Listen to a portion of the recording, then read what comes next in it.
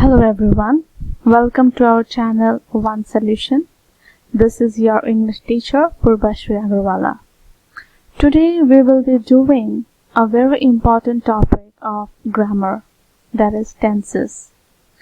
However, before doing tenses, we must have the proper understanding of verbs, because tenses are nothing but the time of action. When it is about action, it is about verb. Yes, verb is an action word. For example, the man fell down, Radha ran towards the door. Here fell, ran are all action words. Again, I am teaching, you are listening. So teaching, listening, these are all verbs, action words.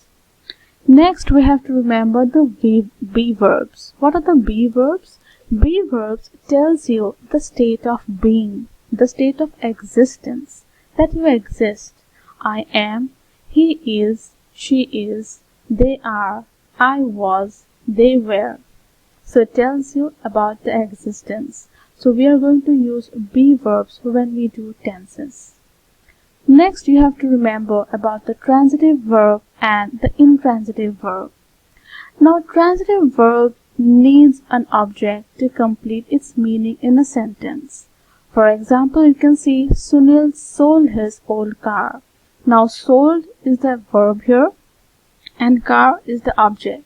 So, what did Sunil sell? Sunil sold his old car. So, you have an object to complete the sentence.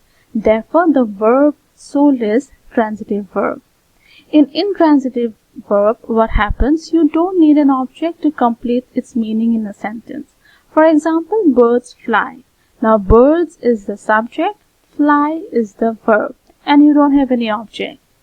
Now, you might have a question that how will I know whether a verb is a transitive verb or an intransitive verb?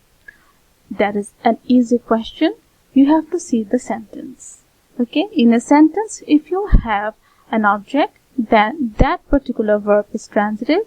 And in that sentence, if you do not have an object, then definitely that is an intransitive verb.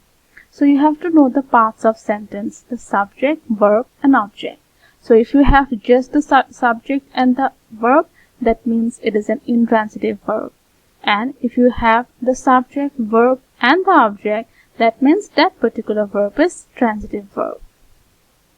Next, we are moving on to a very important part of verbs, that is the forms of verb. Now, basically, verbs comes in three forms, the first, second and third. However, the fourth form is the ing form. We add ing with the first form of verb. Okay, so the base form is the present form of verb, just the verb. You can take any example. I have given only few: walk, fly, hide, forget. You can give example like run, sit.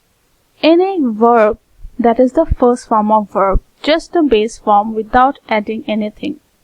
The second form of verb, as you can see, is the past form of verb, just the past form of the first form of verb. For example, the past tense of walk is walked, fly is flew, hide is hid, forget is forgot.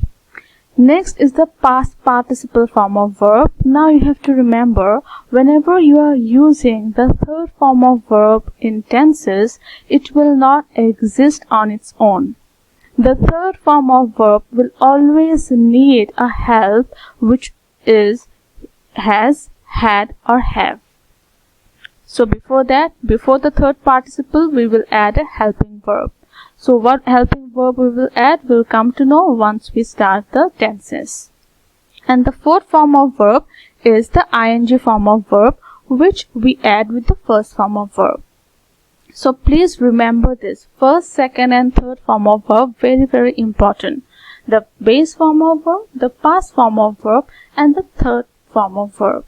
So when we are doing tenses, I will just use the words first, second and third form of verb. Okay. Finally, we are coming to tenses. So what are tenses? Tenses may be defined as a time of a verb or an action or state. So tenses is nothing but the time at which the action took place. The action happened. For example, Peter has done his homework, Peter is doing his homework, Peter will do his homework. Now these three sentences tells us about the time of the action of verb do. Okay, that Peter has done, is doing, will do. So there are three different timings. Has done is usually past, is doing is present, and will do is future. So now if you could pause the video for a minute and form three sentences using the same time of action with the verb eat. So you can pause the video and quickly frame three sentences with the verb eat. Now moving on, we have three types of tenses that we are going to cover up. The present tense, the past tense, and the future tense. Now present tense is what is going on in the present, as the word suggests. Past tense, whatever happened in the past. And future, what will happen next. Now each of these tenses are divided into four parts. We have the simple, we have the continuous, we have the perfect, and present perfect. Now seeing these all kind of words, you might get confused that, oh my god, there are so many words I don't understand. What is this perfect tense? What is this continuous tense? But once you start understanding the formulas which I give you, it will be the easiest thing to understand. You will understand the tenses very well. Just keep in mind the forms of verb and it will be all easy for you.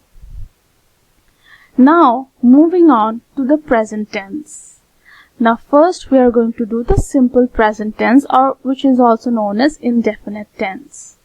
Now we say that simple present tense, that means present. But what present?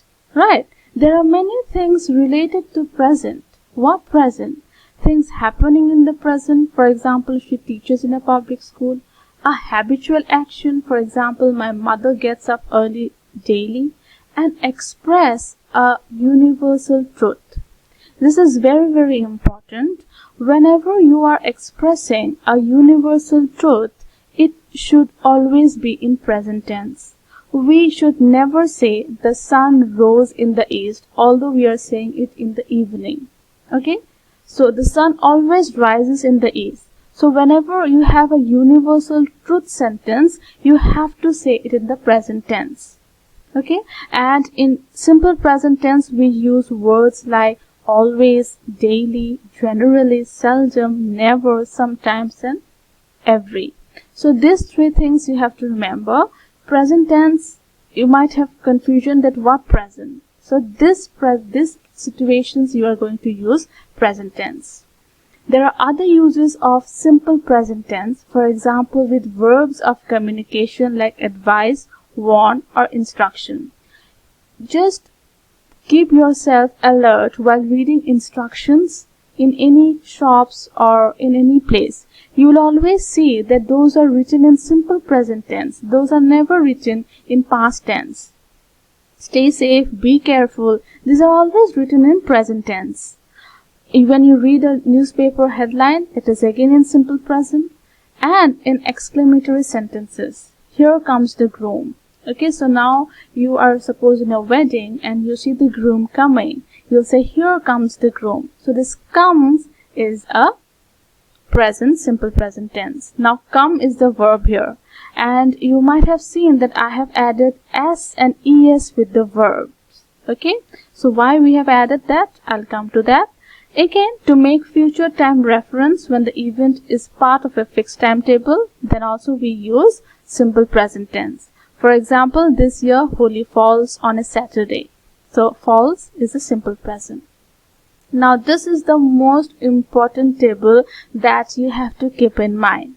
I am giving you these formulas. You can write it down in a tabular form and paste it in front of your table. Every day if you see, you will remember it forever. So when we are doing present tense, please remember we will be doing in three different sentences. The affirmative sentence are the statement sentences or the positive sentences. We have the negative sentences and the interrogative sentences. When we are doing an affirmative sentence, please remember with the subject we add the first form of verb. We remember the forms of verb I taught you, 3 forms. So the first form of verb, which is the base form of verb, you are going to add there. Along with it, you are going to add s or es. For example, he eats bananas. So eat is the first form, you added s. Okay? For example, he runs very fast. Runs. Run is the first form of verb, I added s. So I have given you a lot of example what to use with what. With I, we, you, they, what do you use? With he, she, it, what do you use? Again, in negative sentences, everything remains same, the first form of verb, but you do not use the s or es. You add does not. With he, she, and it, and I, we, you, they, you add do not. Again, when you're doing interrogative sentences, when it starts with do or does, you add the first form of verb and the question mark, which is very, very important. Do you like to see movies? And whenever it is WH questions, for example, what or why, you add do, does, and the question mark. So we will quickly revise, okay? With the affirmative sentences, the first form of verb you are going to use. Negative sentence, first form of verb. Interrogative sentence, first form of verb. The only difference is s and es. When it is just a statement, we will add s and es with the verb. Otherwise, we won't. When it is an interrogative sentence, we'll start with do, does, and the first form of verb. Okay? So basically, when we are doing simple present tense, we have to use the first form of verb. Please don't get confused. It is very, very easy. Just remember, whenever you see the first form of verb with s or es, it means that it is simple present tense. Alright, so with this, I end my today's video. I hope you understood the concept. We will be continuing with other tenses in my next video.